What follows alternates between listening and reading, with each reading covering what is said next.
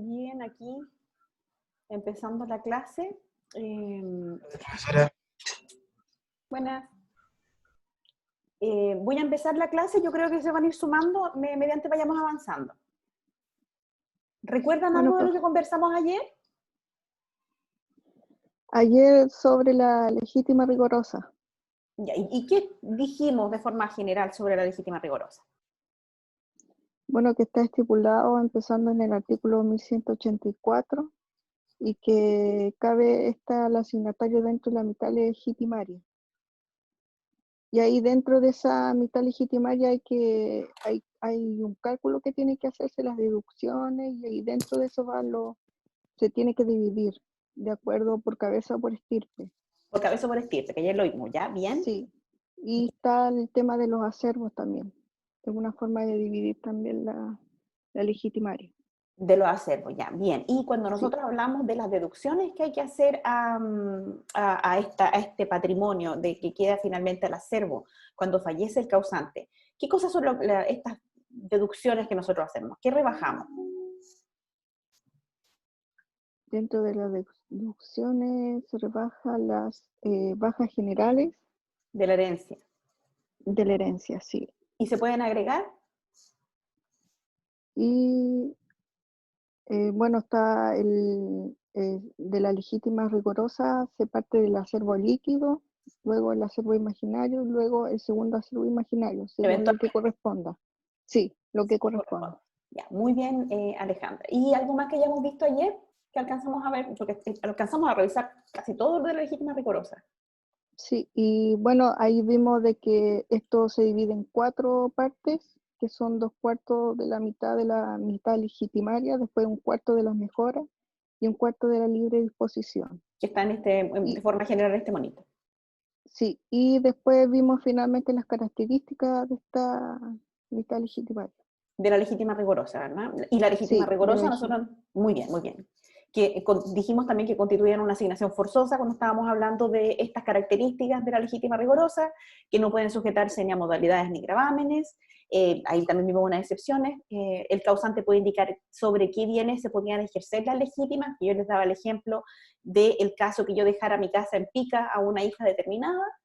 Más no podía delegar esta facultad a una tercera persona, ni tampoco podía tasar los bienes, porque existía la posibilidad, si tasaba los bienes, de que pudiera de alguna manera infringir estos derechos que tienen los legitimarios de carácter forzoso.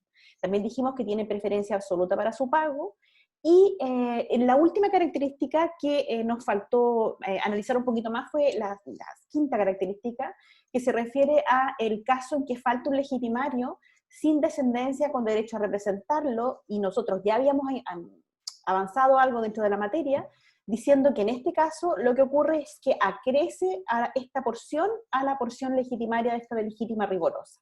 Y nosotros, para ver si comprenden el acrecimiento, ¿no? A ver, voy a buscar una forma general. Esta es la mitad legitimaria. En el caso que me falte un legitimario sin descendencia, es decir, en esta mitad, que digamos que son 2 hijos, me falta un legitimario, me falta Juan, y este no tiene descendencia, entonces esta porción que correspondía a Juan acrece al derecho de Susana, que digamos que es su hermana. Entonces todo esto se vuelve la legítima rigorosa de Susana, por el hecho de faltar Juan. Y recuerden que este derecho de representación solamente puede ocurrir, o sí, en el caso que nos encontremos ante la descendencia, ¿no?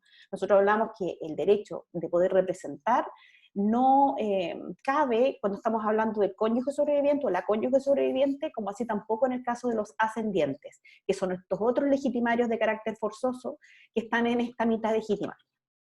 Ya, eso de forma general vimos ayer. Y en la característica 5 de esta, si no hay descendencia, crece a la legítima rigorosa, nosotros decíamos de forma inicial que esto se denomina acrecimiento de legítima rigorosa a legítima rigorosa, y se refiere a este caso que estábamos viendo recién, es decir, si un legitimario falta porque no quiere o no puede suceder, y por consiguiente no lleva el todo o parte que le correspondía en esta legítima, porque no tiene descendencia que lo pueda representar. Entonces, en este caso, su parte acrece a la de los demás legitimarios forzosos que puedan existir. Y además se indica que su parte se agrega a esta mitad legitimaria en este ejercicio que yo estaba haciendo recién, pero en realidad lo que ocurre es que la mitad legitimaria se divide en el número de legitimarios con derecho a suceder. En el caso del ejemplo que yo les hablaba recién, si eran 2 legitimarios, si faltaba, es decir, 2 descendientes, 2 hijos, y fallece uno sin existir la posibilidad de ser representado porque no tiene descendientes, entonces toda la mitad legitimaria queda para este único legitimario existente en esta legítima. Lo que nosotros tenemos que determinar en esta característica de la legítima rigorosa, es decir, en esta legítima rigorosa de legítima a legítima rigorosa, es cuáles son las razones por las cuales puede faltar un legitimario. Los motivos por los que puede faltar un legitimario pueden ser por incapacidad, que nosotros ya vimos que, como siempre, es una regla excepcional que alguien sea incapaz de suceder, la indignidad, el que haya sido desheredado o repudiado.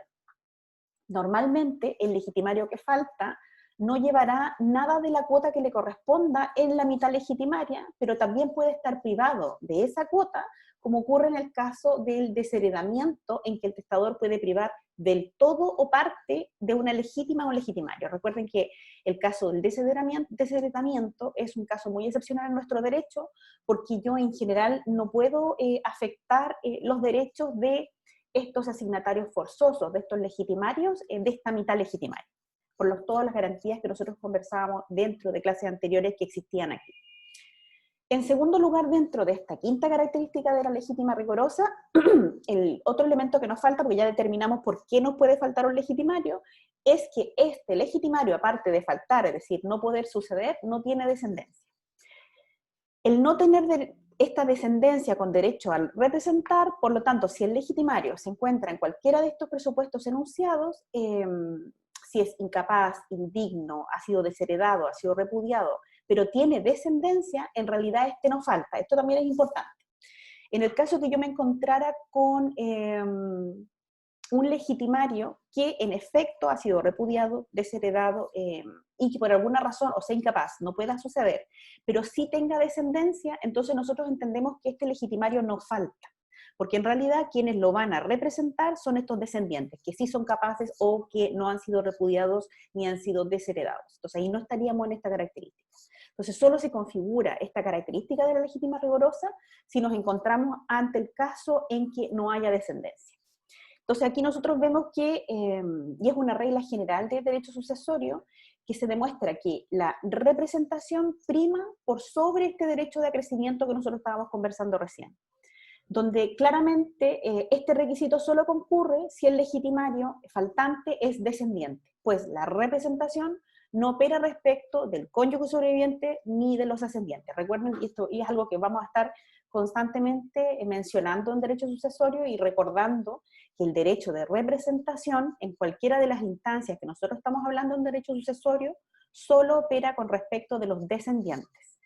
Para el resto de estos legitimarios de carácter forzoso, es decir, los ascendientes y el cónyuge o la cónyuge sobreviviente solo pueden concurrir personalmente y no por estirpes.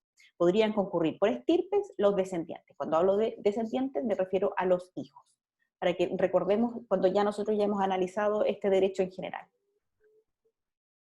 Importante además, nosotros tenemos que determinar que la legítima que se aumenta de esta manera no se convierte en legítima efectiva. La legítima continúa siendo legítima rigorosa, y por eso es que yo al principio de esta característica decía que en este caso nosotros hablamos de legítima rigorosa a legítima rigorosa. Y esto se debe a que, y voy a volver al círculo, porque en este caso, porque esto no se vuelve legítima efectiva. Acuérdense que legítima efectiva, nosotros nos encontramos ante legítima efectiva cuando no se ha dispuesto de la cuarta de mejora ni de la cuarta libre disposición. Entonces todo este acervo del causante se vuelve legítima efectiva. Esto no ocurre en este caso en particular, porque en este caso en particular nosotros estamos hablando de una característica de esta mitad legitimaria, donde el derecho de acrecimiento ocurre solo dentro de la mitad legitimaria. Por tanto, no se vuelve legítima efectiva, porque no llega a tomar esta otra mitad de esta otra mitad del acervo. ¿Queda clara esa idea que estoy dando? Sí, profesora. ¿Sí? Profe, yo no lo entendí muy bien. Ya, a ver. Con el derecho a crecimiento. Sí. A ver, para que me lo entienda. estamos hablando de una situación excepcional, estamos hablando que en este caso se produce derecho de acrecimiento. Cuando nosotros hablamos de derecho de acrecimiento, es que cuando a nosotros nos falta algún sucesor, algún legitimario, este derecho, y este no tiene descendencia, este derecho se puede acrecer a la cuota de los demás legitimarios forzosos. Entonces, ¿qué estoy diciendo yo? Pero en este caso, nosotros no nos encontramos ante legítima efectiva. ¿Por qué? La legítima efectiva, y ahí es quizá el punto donde se me confunda Kaira, es que la legítima efectiva se refiere a todo este acervo del causante, cuando no se ha dispuesto de esta cuarta de mejoras y no se ha dispuesto de la cuarta libre disposición. Entonces yo entiendo que todo el patrimonio de este causante se vuelve legítima efectiva. Yo en este caso estoy hablando de esta mitad legitimaria, la mitad del patrimonio, estos 2/4 que conversábamos ayer, donde yo llamo estos asignatarios de carácter forzoso. ¿Cuáles eran estos? La cónyuge sobreviviente, los descendientes y los ascendientes, que son los que concurren en esta mitad legitimaria. En este caso me falta uno de esos legitimarios. Si me falta, y este no tiene descendencia, ese derecho acrece a los demás legitimarios, pero sigue siendo legítima rigorosa. ¿Por qué? Porque lo hago solamente en este 50%. No llego a tocar esta cuarta de mejoras y no llego a tocar la cuarta de libre disposición. ¿Ahí lo entiendo un poquito más? Ya, sí, profe, muchas gracias. Ahí es para que tengamos clara la noción o diferenciar la legítima efectiva de la legítima rigorosa. Ya, y volviendo a la idea, esto lo vimos ayer.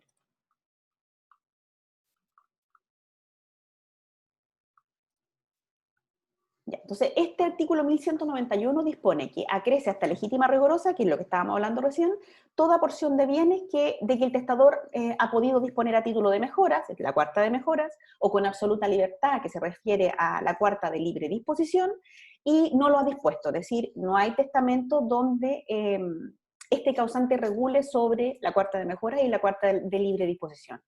Y si lo ha hecho, ha quedado sin efecto la disposición porque por alguna razón no ha cumplido con las normativas y reglas que le impone el Código Civil. En ese caso, como se aumenta la legítima rigorosa, que es lo que estábamos conversando recién, entonces hablamos de legítima efectiva. Es decir, como el testador no dispuso de estas 2/4, la cuarta de libre disposición, la cuarta de mejoras, entonces la legítima rigorosa, que era la mitad del patrimonio, como lo habíamos visto hace un rato, toma todo el patrimonio, todo el acervo de este causante, habiendo deshecho las deducciones que establece la ley, se convierte en legítima efectiva. Y esta legítima efectiva se divide entre los legitimarios. Esa es la diferencia entre legítima efectiva y legítima rigorosa. La legítima rigorosa son estas dos porciones, el 50% del patrimonio, que la ley dispone, que quedan o son una asignación de carácter forzoso de estos legitimarios, que yo les mencionaba hace un rato. Por tanto, si el causante no dispone entonces de esta cuarta de mejoras o de la cuarta de libre disposición, o si lo hace y sus disposiciones no tienen efecto, esas partes acrecen, nuevamente hablamos del derecho de acrecimiento, desde el exterior, la mitad legitimaria, transformándose así en legítimas efectivas. Por ejemplo, el testador deja un legado a un amigo, disponiendo de la cuarta de libre disposición, pero no se pronuncia sobre nada más. Es decir, deja testamento, no hace ninguna otra asignación más que dejar el cuarto de su patrimonio a un amigo, a Juan. Sobre lo que no se pronunció, nosotros entendemos que esto acrece a la legítima rigorosa y se convierte en legítima efectiva. Entonces, como se visualiza, este crecimiento viene desde afuera y no desde el interior de la mitad legitimaria, esta mitad legitimaria que yo les mencionaba, legítima rigorosa. Por lo que debemos definir a la legítima efectiva como la porción que le corresponde a los legitimarios en la mitad legitimaria, aumentada con los bienes que el testador pudo disponer en la cuarta de mejoras o en la cuarta de libre disposición y no dispuso o, habiendo dispuesto sobre ello, no tuvo efecto la disposición. Eso es la legítima efectiva. Incluso nosotros podríamos definirlo de una forma más simple, la legítima efectiva, diciendo que es la legítima rigorosa, aumentada con la parte de mejoras y o la parte de libre disposición de que el testador no dispuso. O si lo hizo, no tuvo efecto la disposición. ¿Se entiende entonces esta noción de la legítima efectiva? Sí, profesora, tengo una duda. Dígame. ¿La legítima efectiva opera solo en la sucesión testada? Sí, no, la legítima efectiva. Sí, la legítima efectiva y así la cuarta de mejoras como la cuarta de libre disposición, que es algo que también vamos a ver hoy día, solo operan en la sucesión testada, porque a diferencia, la legítima rigorosa se constituye solo por el hecho de existir legitimarios, estos ascendientes, cónyuges sobrevivientes o existir descendientes. Si existen, se genera la legítima rigorosa. En cambio, esta legítima efectiva solo va a existir en el caso que yo tenga ya dispuesto de la cuarta de mejoras o de la cuarta de libre disposición. Y esas la ley no las presume. Esas deben ser declaradas por vía de testamento por parte del testador. Ah, ya, profe, ahí me quedó claro. Gracias. Ya. Y ahora nosotros nos tenemos que preguntar sobre cómo yo distribuyo esta legítima efectiva.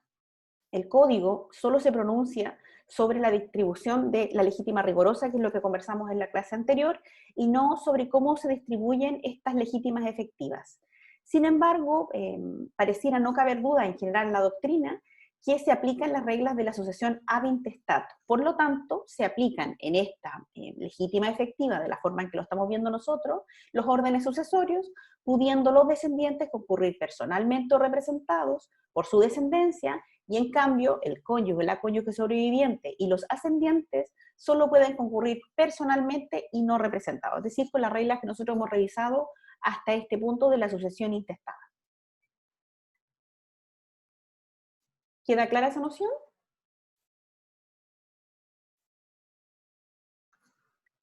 Sí, profesora. Ya. Espérenme porque tengo un mensaje. Sí, les queda claro. Entonces sigo con la idea. Y ahora vamos a continuar estudiando lo que hemos estudiado hasta esta parte, que hemos mencionado, pero ahora vamos a estudiar con más detalle, que es la cuarta de mejoras.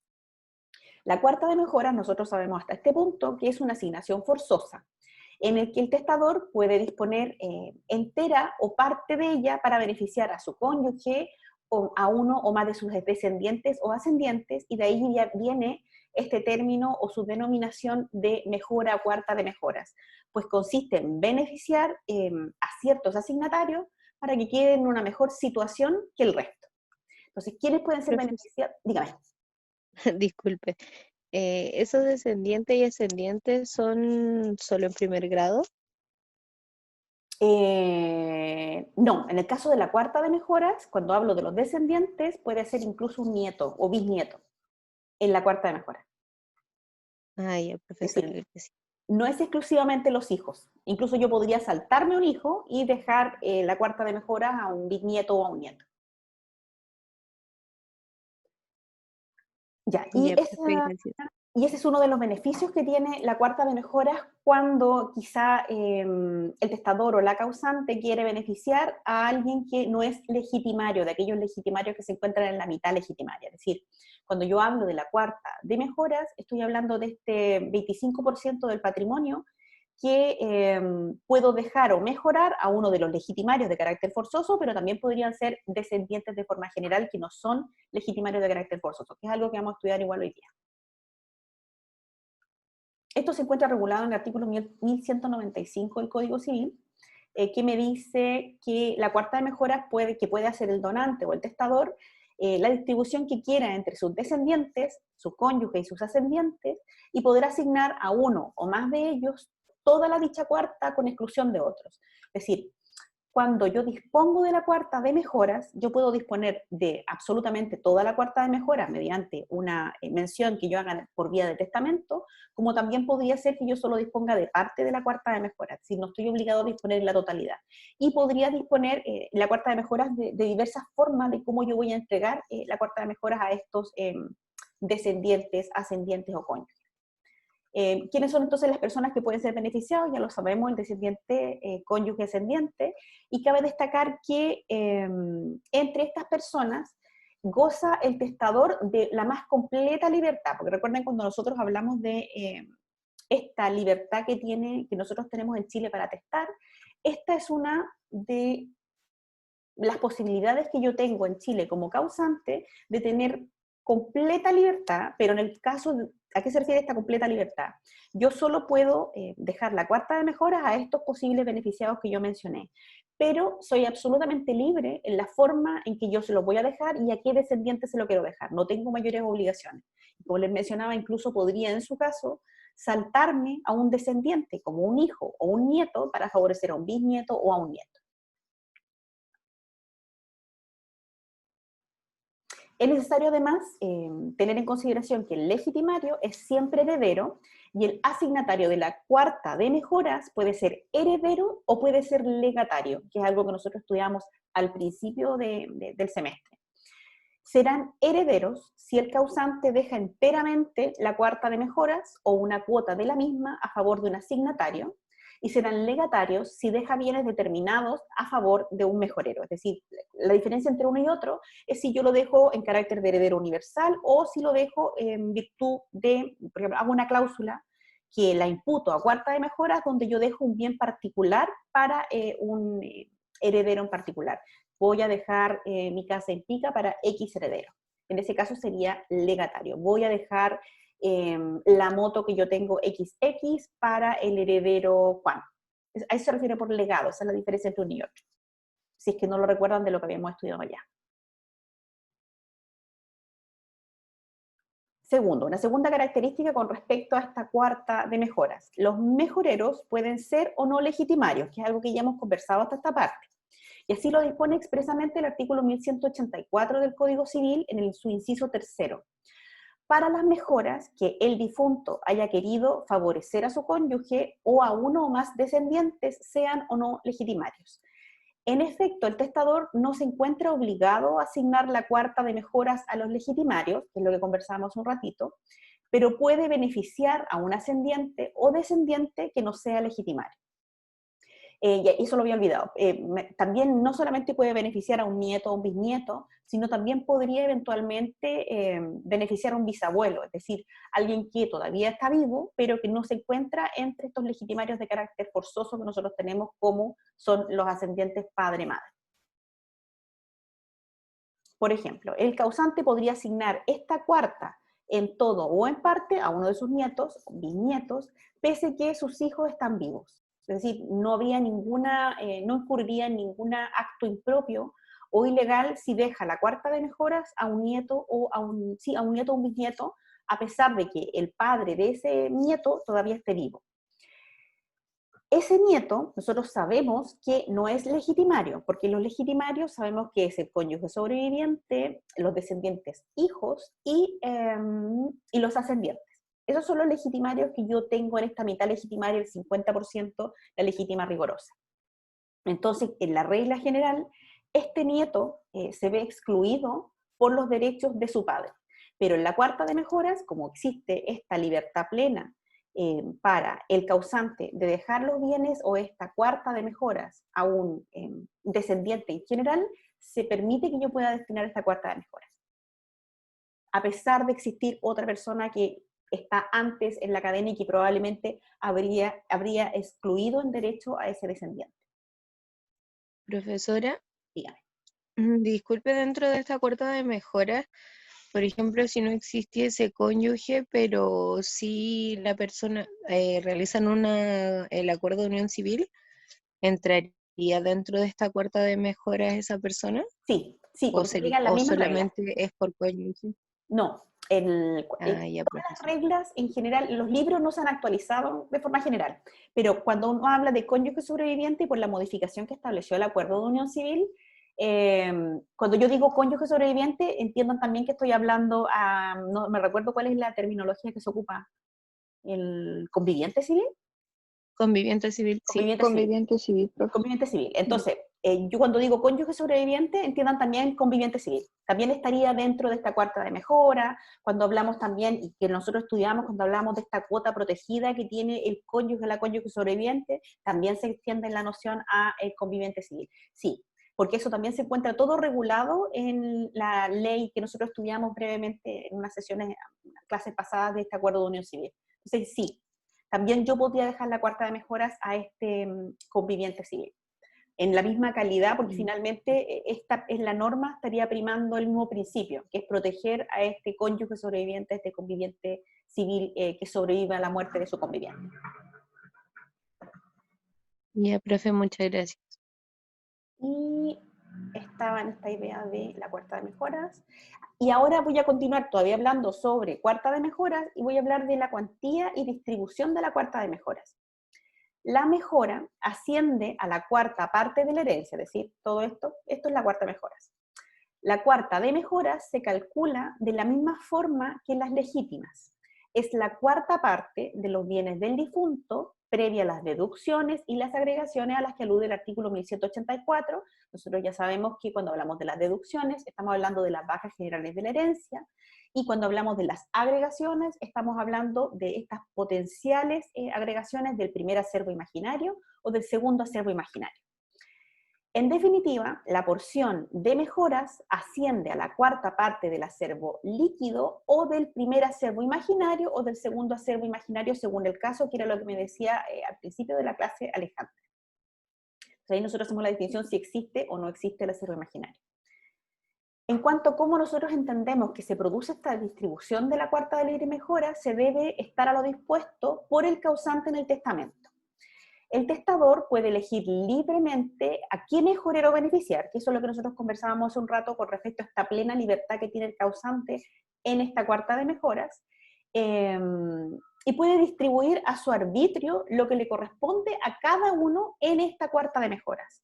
Por ende, puede dejar íntegramente la cuarta de mejoras a una nieta, o puede dejar la mitad al cónyuge y la otra mitad a un bisnieto, y en definitiva, puede distribuir a su arbitrio la cuarta de mejoras, pudiendo asignar entre su cónyuge, ascendientes o descendientes toda la cuarta en exclusión de otros. Entonces, ¿qué es lo que estoy diciendo acá? Cuando nosotros hablamos de esta cuarta de mejoras, cuando nosotros ya determinamos cuál es esta cuarta parte del patrimonio existente al fallecer este causante, yo no estoy obligado como causante a dejar toda la cuarta de mejora, este 25% del patrimonio, a solo un descendiente o ascendiente. Yo puedo incluso dividir la cuarta de mejoras en 3 partes y entregar 2 partes a mi nieto y una parte a mi cónyuge, o entregar 2 partes a mi cónyuge y otra parte a mis descendientes. Para que les quede claro que no necesariamente yo solamente tengo a un heredero o descendiente, cónyuge o ascendiente en la cuarta de mejoras. La puedo dividir de la manera que yo quiera. Esa es la plena libertad que nosotros conversamos en esta cuarta de mejoras.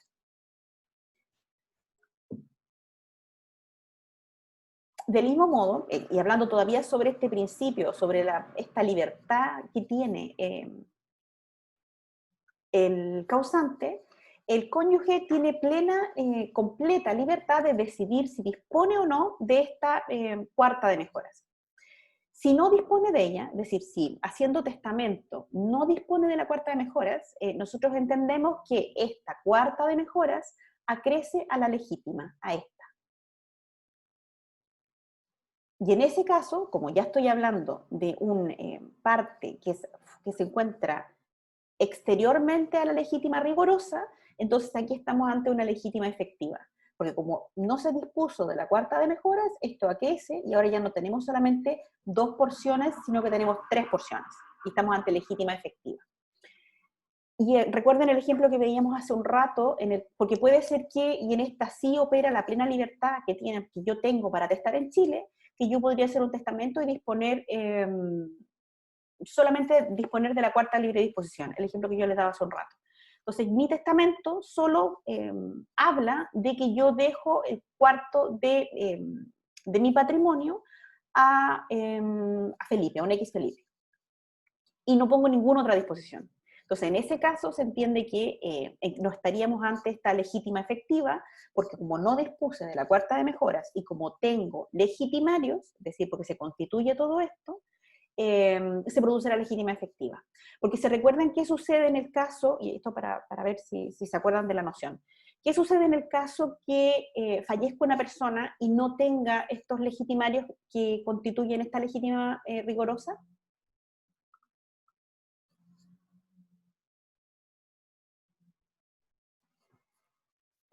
¿Qué pasa si yo no tengo descendientes, no tengo cónyuges, no tengo ascendientes? Era el fisco, profesora.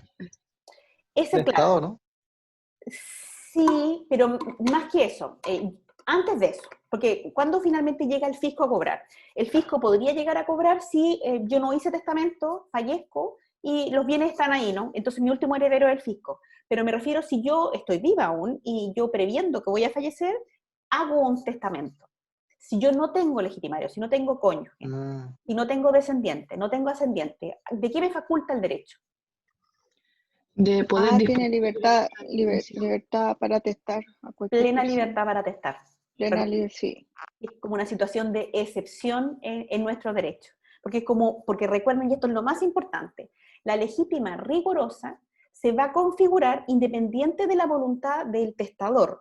Se configura por la existencia de estos legitimarios que establece la ley. Nosotros ya sabemos quiénes son los legitimarios, puede ser cónyuge sobreviviente, los ascendientes y los descendientes. Estos son los legitimarios. Si yo no tengo estos legitimarios, no se conforma esta legítima rigurosa. Por tanto, tampoco se va a generar la legítima efectiva. Entonces voy a quedar en plena libertad de yo disponer de mi patrimonio como yo quiera. Entonces ahí ya no vamos a discutir sobre la cuarta mejora, no vamos a discutir sobre la cuarta de libre disposición, porque finalmente vamos a estar ante una situación de completa disposición de mi patrimonio. Porque estoy en esta situación de excepción, donde el derecho... Dígame. Entonces, ¿sí existe una posibilidad de la libertad de testar Existe. en el ordenamiento? Existiría. Existiría en ese caso muy particular que el causante fallezca sin tener legitimario. Porque si no tiene legitimario, entonces no se forma la legítima rigurosa ni ninguna de estas discusiones que nosotros estamos dando. Pero recuerde que los legitimarios no son solamente los descendientes, no es solamente el cónyuge, también podrían ser los ascendientes.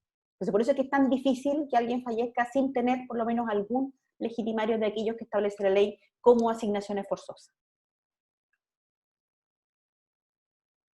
Ya. ¿Les queda claro la noción que hemos estudiado hasta ahí, ¿no? Hasta esa parte. Sí, profesora. Ya. Entonces ahora vamos a estudiar las características de estas mejoras, de estas cuartas de mejoras. La cuarta de mejoras constituye una asignación forzosa. Habíamos conversado ya antes y lo voy a desarrollar más ahora. Tampoco yo puedo presumir la cuarta de mejoras. A diferencia de la legítima rigurosa, que yo la presumo por el hecho de existir los legitimarios, se distribuyen con arreglo a lo dispuesto por el testador, porque recuerden que la cuarta de mejoras y la cuarta de libre disposición solo van a existir en el caso que nos encontremos ante un testamento, donde yo disponga expresamente de la cuarta de mejoras y de la cuarta de libre disposición, a diferencia de la legítima rigurosa, que no requiere que yo haga testamento para que exista. Y, al igual que la legítima rigurosa, no admite modalidades, salvo algunas excepciones. ¿Qué significa que sea una asignación forzosa? Esto se encuentra establecido expresamente en el artículo 1167, número 3 del Código Civil.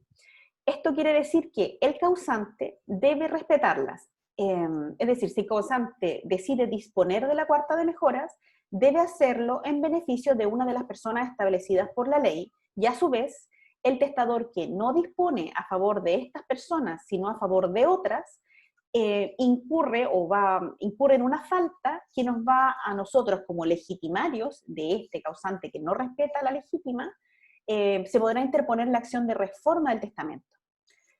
¿A qué se refiere esto? Yo soy libre en la cuarta de mejoras de ocuparla y distribuirla como yo quiera, pero solo puedo hacerlo con respecto de los legitimarios, es decir, de estos descendientes, del cónyuge y los ascendientes, y en el caso de los descendientes y ascendientes incluso no son legitimarios. Podrían ser algunos los nietos o podrían ser los bisabuelos, ¿no? Que yo les mencioné hace un rato. Soy plenamente libre para tomar esa determinación. Lo que yo no puedo hacer con esta cuarta de mejoras es beneficiar a alguno que esté fuera de estos beneficiados establecidos por la ley. Si yo hago eso, si yo hago un testamento y en la cuarta de mejoras trato de incorporar a alguien que se encuentra fuera de estos beneficiados establecidos por la ley, entonces en este caso procede la acción de reforma de testamento.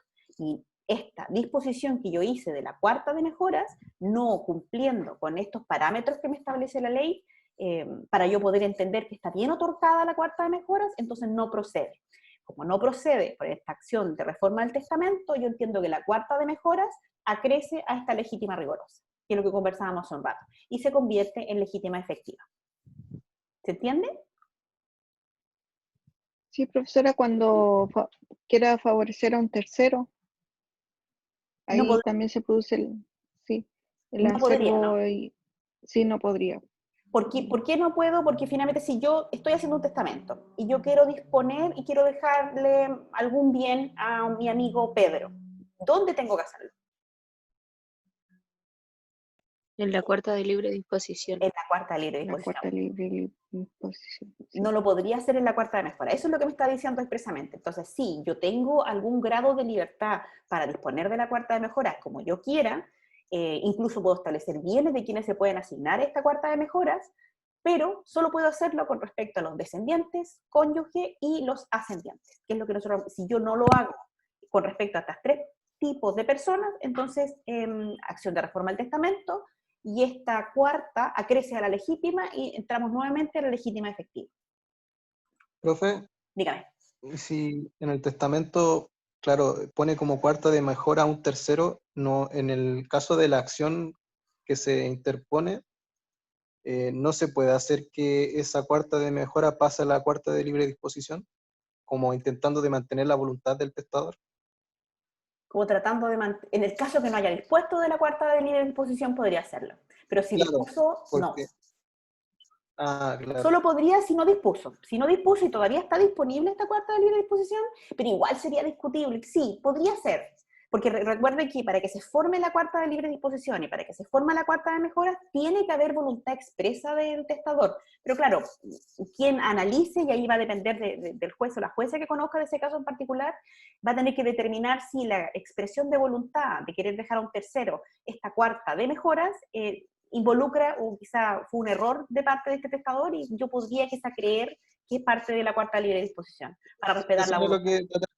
que fuera como un error en el fondo del testador que haya puesto que era cuarta de mejora creyendo que era la cuarta de libre disposición. No es como un Podría error. ser. Ahí va a quedar a criterio finalmente del... Igual, uno nunca debería incurrir en esos errores, pero si se llega a incurrir, ahí finalmente va a quedar a criterio del juez si es que hace primar esta voluntad que tenía el causante o la causante de dejar algún porcentaje de su patrimonio a un tercero. Se podría discutir, no existe una regla que lo saque. Gracias. Otro punto importante que también se los voy a mencionar, no sé si hoy día o más adelante, pero, y nosotros ya conversamos, que la legítima rigorosa tiene preferencia para el pago. Yo les decía que puede ocurrir que en un testamento el testador, aquello que deja como legítima, quizá excede al 50%, que es lo que nosotros entendemos que es la legítima.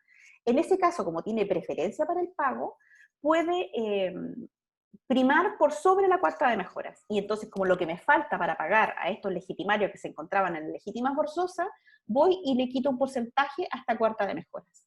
Y a su vez, la cuarta de mejoras tiene preferencia para el pago por sobre la cuarta de libre disposición. Es decir, la única que no tiene preferencia para el pago, que queda como al final de todas las demás, es esta cuarta de libre disposición.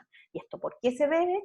Porque, y es el fundamento finalmente que tiene nuestro derecho sucesorio, porque como es aquella cuarta de libre disposición que yo le dejo a un tercero que no es parte de mi familia, lo dejo sin preferencia para el pago.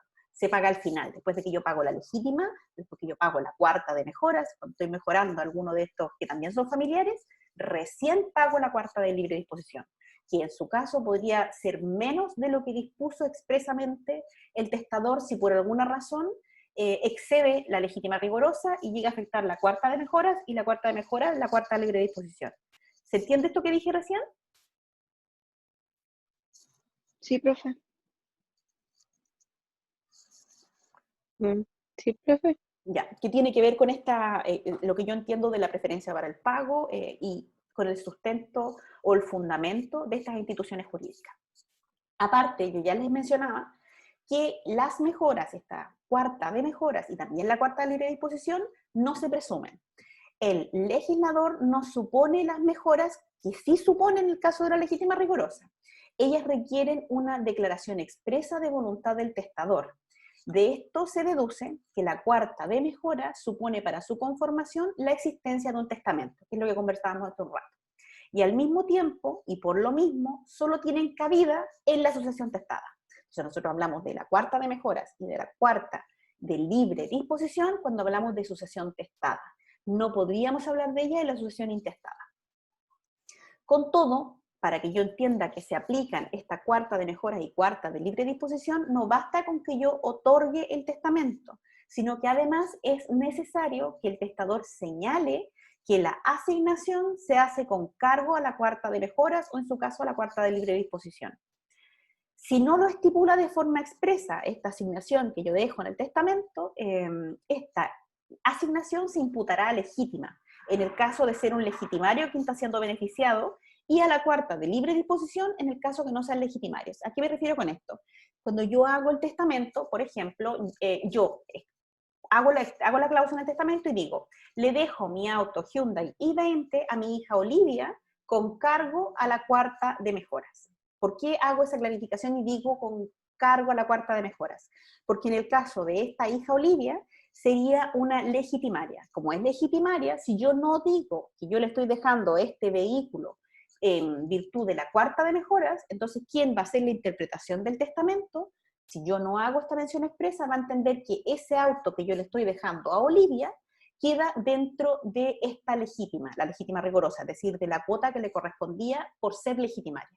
Si yo la quiero beneficiar con la cuarta de mejoras, y con un bien en particular, debo decir expresamente que es en virtud de esa cuarta de mejoras, para que no se malinterprete por parte de quien vaya a leer este testamento.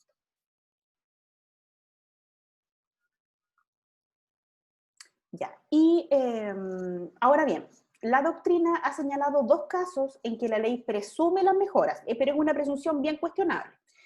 Esto es en los casos en que el testador no declara su voluntad expresa de la cuarta de mejoras, pero la ley interpreta su voluntad imputando su asignación a las mejoras. Esto es lo que se conoce como mejora tácita. El primer caso de esta mejora tácita se encuentra regulado en el artículo 1203, inciso segundo del Código Civil. Este artículo me señala que los desembolsos hechos para el pago de las deudas de un legitimario se imputan a su legítima. Pero si el testador expresamente dice que no desea que se considera como legítima, se le considera como mejora. ¿Se entiende este caso? ¿Este caso de excepción?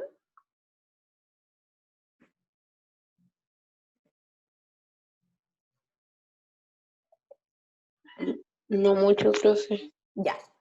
Nosotros ya conversamos que para que yo entienda que hay cuarta de mejoras, yo tengo que tener norma expresa, es decir, tengo que tener un testamento donde expresamente el testador haga una asignación imputable a esta cuarta de mejoras. Si no, yo entiendo que no dispuso de la cuarta de mejoras. Pero existe una regla de excepción. Una primera regla es la que se encuentra regulada en este artículo 1203, inciso segundo. ¿Y a qué se refiere este artículo? En el caso que se produzca por parte de este patrimonio, por parte del causante, desembolsos hechos para el pago de deudas de un legitimario. Es decir, que en esta herencia se tenga que desembolsar para pagar las deudas que pueda tener un hijo de este causante. Entonces yo pago, este patrimonio paga una deuda y yo lo hago a través de yo como causante hago mi testamento y en el testamento digo, por este acto dispongo pagar las deudas de mi hijo Juan por el monto de 20 millones de pesos y no digo nada más, lo digo de esa manera, 20 millones de pesos mucho, digamos 2 millones de pesos. En ese caso, como yo nada dije, porque hice solo la asignación, estoy diciendo que estoy pagando las deudas de mi hijo Juan, entonces se presume que esto yo lo estoy imputando a la legítima de Juan, es decir, a la porción que le correspondía como legitimario mío. Ahora, si yo expresamente dije en esta cláusula, yo por este acto voy a pagar los 2 millones de deudas que tiene mi hijo Juan, pero no quiero que esto sea imputado a la legítima de Juan. Si yo hago esta cláusula de esta manera, entonces la ley entiende, como yo estoy diciendo que estos 2 millones que estoy pagando por Juan, por mi hijo Juan, no quiero que se cobren una legítima rigorosa, necesariamente presume entonces que yo estoy configurando este pago de 2 millones en la cuarta de mejoras. ¿Se entiende más ahí? Ahí sí, profe, se entendió. Sí, profe, ahora sí, gracias. Ya, entonces, pero es un caso súper, súper particular y en realidad no es tan excepcional porque yo sí estoy disponiendo solo que donde digo que es una disposición a favor de la cuarta de mejoras. Un segundo caso se encuentra regulado en el artículo 1193 del Código Civil y es en el caso que si lo entrega el testador a razón de legítimas, la entrega que hace el testador a razón de legítimas es excesiva. Entonces se grava la cuarta de mejoras, aun cuando el testador nada haya dicho al respecto. Pensemos en este caso que yo tengo un patrimonio de 100. Es decir, en total ya hicimos todas las deducciones y todos los aumentos y un patrimonio de 100. Y en este patrimonio de 100, para facilitar el ejemplo, yo tengo 2 hijos, Juan y María. Y en este caso, yo, como yo hago testamento, me equivoco en el cálculo y dejo a María una asignación, y yo considero que es de legítima, tanto a María como a Juan, de 60. Es decir, estoy excediendo en el monto que yo podía dejar en virtud de la legítima, porque ellos podían recibir en virtud de la legítima rigorosa solo 50. Entonces, en este caso, como yo excedo, y como yo les dije que la legítima rigorosa tiene preferencia para el pago, entonces, ¿qué hace el legislador? Y por eso es una situación de excepción. Dice, bueno, el causante o la causante dijo que considera que esto es legítima, pero esto pasa a la legítima en 20. Estos 20 los voy a cobrar en la cuarta de mejoras. Entonces yo voy a presumir que aquello que excedió a la legítima, que yo estoy dejando a estos 2 herederos, es la cuarta de mejoras. Entonces aquí es otra situación de excepción, donde yo entiendo que hay cuarta de mejoras, pero expresamente yo no dije eso, como causante. ¿Se entiende el ejemplo? Sí, Sí, profe. profe. ¿Sí? Estaba como claro. Entonces, es así como en estos 2 casos el testador no señala expresamente que desea configurar la cuarta de mejoras, pero quien hace la interpretación del testamento y en virtud de la normativa establecida en el mismo Código Civil, considera o entiende que se imputan a esta cuarta de mejoras. Y por tanto nosotros entendemos que se configura la cuarta de mejoras incluso sin expresión de voluntad de este causante. Profesora, Dígame. ¿qué sucedería en el segundo caso si, por ejemplo, la persona hizo uso de su cuarta de mejoras y se excedió porque se estaba hablando del patrimonio en sí, ¿verdad? No solo de la cuarta de mejoras. Sí, en ese caso, usted me dice que yo como causante me excedí en la legítima y también dispuse de la cuarta mejora. Claro. Ya, en ese caso, las órdenes de prelación del pago que yo les mencionaba. Entonces ahí como yo tengo que interpretar el testamento, entonces yo digo, bueno, ¿qué tiene preferencia para el pago? La legítima. Como tiene preferencia para el pago la legítima y esto está excediendo en 20, yo cobro dentro de la cuarta mejora, a pesar de que esta ya está dispuesta, le saco 20 para poder pagar esta legítima rigorosa que está excedida. ¿Se entiende? Ah, sí, profe. Y la Gracias. disposición que yo hice en la cuarta de mejoras, pensemos que yo quise mejorar a un nieto por este 25%, como la cuarta de mejoras tiene preferencia de pago por sobre la cuarta de libre disposición, ¿qué hago? Aquí ese 20 que yo le saqué para poder pagar la legítima, lo cobro a la cuarta de libre disposición, porque tiene preferencia a la cuarta de mejora. Entonces lo que queda más mermado es la cuarta de libre disposición. Entonces si yo como causante había dispuesto también de la cuarta de libre disposición, esta tercera persona que iba a ser beneficiada por la cuarta de libre disposición va a sufrir la merma en 20 por el exceso que yo tuve de legítima rigorosa que cobré en la cuarta de mejoras. Ahí yo creo que queda Sí, claro. Siempre gracias. se les va a facilitar y recordar esto siempre que se acuerden de la preferencia del pago.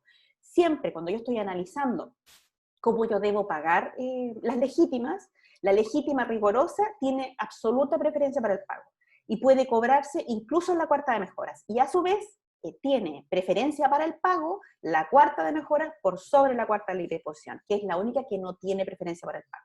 Entonces ustedes determinan en el caso que por algún error yo exceda en la legítima rigorosa o si excedo en la cuarta de mejoras.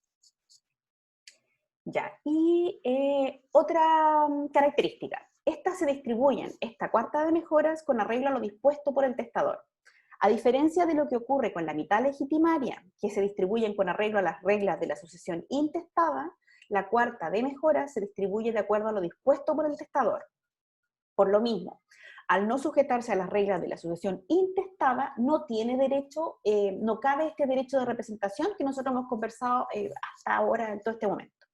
La única limitación de las mejoras es que debe beneficiar a las personas que la ley permite que sean mejoradas. Esta idea de que no tiene cabida el derecho de representación, esto tiene que ver porque el derecho de representación es una regla o principio de la sucesión intestada. Como aquí nosotros no estaríamos o no se aplican estas reglas, entonces en este caso pensemos que yo dejo la cuarta de mejoras a mi cónyuge. Y no, se lo dejo a mi hijo, la cuarta de mejoras. Yo le dejo esto a mi hijo y en el proceso, digamos que yo fallecí el lunes y mi hijo fallece un mes después cuando todavía se está tramitando esto. Como esta cuarta de mejoras yo se la había dejado a este descendiente y como no opera el derecho de representación, porque no operan las reglas de la sucesión intestada, entonces a pesar de que este hijo tiene un hijo también que podría representarlo, esta cuarta de mejoras aquece a la legítima. ¿Se entiende el ejemplo? Sí, profe, sí se entiende. ¿Se entiende? Ya. Que es una excepción a esta regla de la representación. ¿Por qué? Porque no se aplica la regla de la sucesión intestada, para que no les quede la duda. Y lo último que vamos a ver hoy, que es la última característica de esta cuarta de mejoras, es que estas no son susceptibles de modalidades ni gravamen alguno, salvo excepciones. Por regla general, a la cuarta de mejoras no es susceptible de modalidades, pero excepcionalmente se permiten siempre y cuando vayan en beneficio de un asignatario de mejoras. Lo que sucede es que la cuarta de mejoras se regula de acuerdo a las reglas que hace el testador. Por ello, en principio, el causante puede establecer los gravámenes y condiciones que quiera, pero le exige respetar la asignación, lo que significa que solo puede beneficiar a las personas establecidas por el legislador, nosotros ya sabemos, descendientes, cónyuges, descendientes, impidiéndole establecer gravámenes o modalidades que pudieran llegar a burlar la legítima o que pudieran beneficiar a terceros. En consecuencia, excepcionalmente se admiten condiciones o gravámenes siempre y cuando se establezcan en favor de un destinatario de mejoras, es decir, no puede ir en beneficio de personas que no sean cónyuge, ascendiente o descendiente, y entonces se admite que el testador pueda, por ejemplo, dejar su casa a favor de un hijo, pero estableciendo como condición que este hijo viva en esta casa, o que deje su casa a su hija, pero lo graba con el usufructo a favor del cónyuge sobreviviente. Es decir, yo podría, en el caso de esta cuarta de mejoras, y en el caso que yo determine que se ejerza sobre un bien particular como un bien inmueble, establecer este tipo de gravámenes. Es decir, siempre y cuando yo solo lo haga respecto a este descendiente, cónyuge o ascendientes, y no incorpore a un tercero dentro de esta cuarta de mejoras. También podría, otro ejemplo, dejar la cuarta de mejoras a un hijo, pero con la condición de que este hijo tiene que pagar una pensión mensual a su nieto, mientras este nieto adquiera la mayoría de edad. Pero no sería admisible que yo dejara esta cuarta de mejoras a un hijo para que pague una pensión a un tercero no mejorero. Pues en definitiva, si yo hiciera eso, es decir, si yo dejara la cuarta de mejoras para un descendiente y estableciéndole como condición que debe pagar una pensión a mi amigo Juan, en ese caso, esto sería objeto de reforma de testamento porque yo estaría burlando la cuarta de mejoras. Porque la cuarta de mejoras solo puede beneficiar a estos beneficiarios que yo mencioné hace un rato, los descendientes, el cónyuge y los ascendientes. Como yo estoy buscando beneficiar a mi amigo Juan con la cuarta de mejoras, entonces se puede reformar este testamento. Otro gravamen válido, porque recuerden que en general no admite modalidades, salvo estas excepciones, es el establecido en el artículo 86, número 7 de la Ley General de Bancos, en el caso de las asignaciones de mejoras puedan dejarse en la administración de un banco.